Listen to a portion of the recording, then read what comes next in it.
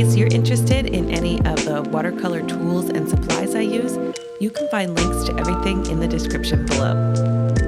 Thanks for watching. If you like this video, please give it a thumbs up and subscribe with the bell to be notified of my future uploads.